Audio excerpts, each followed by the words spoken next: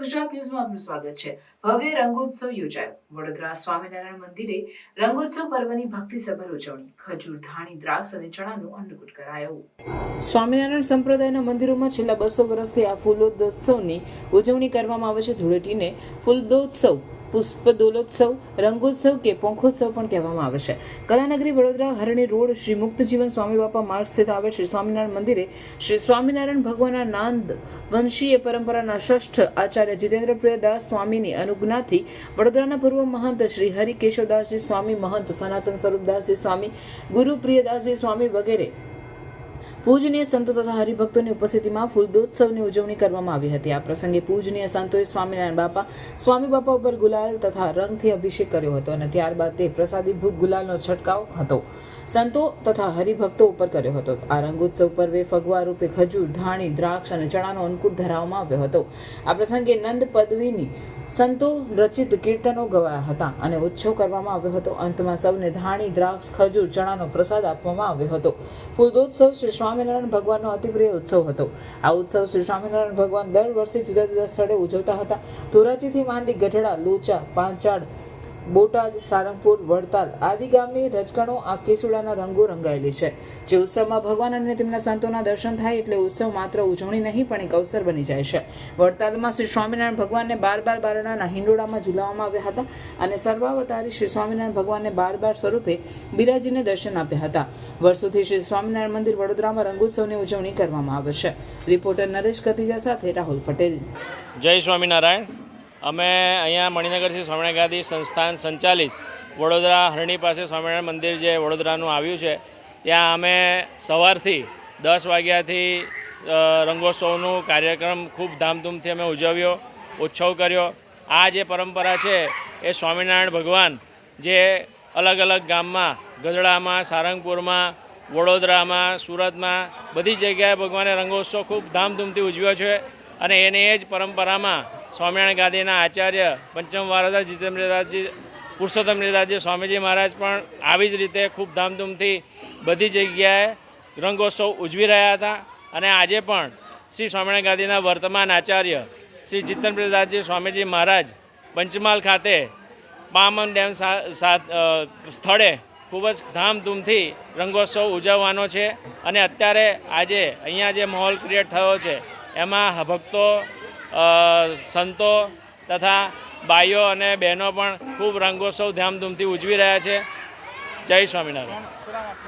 મારું નામ ધીરેશ તંબોલી।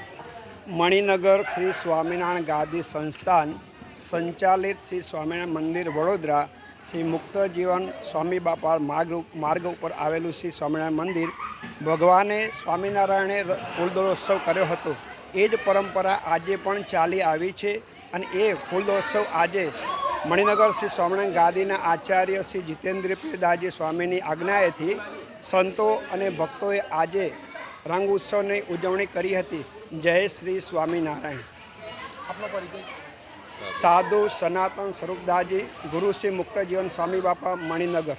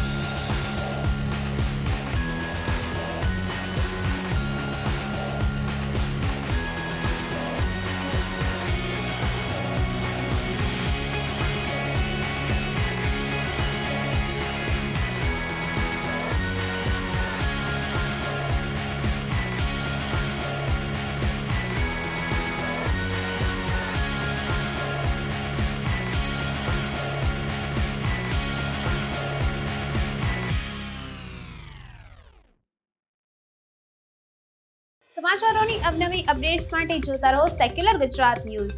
સાથે સેક્યુલર ગુજરાત ન્યૂઝ ચેનલને લાઇક, શેર અને સબસ્ક્રાઇબ કરો અને બેલ આઇકોન દબાવીને સમાચારોની ઝડપી માહિતી મેળવો.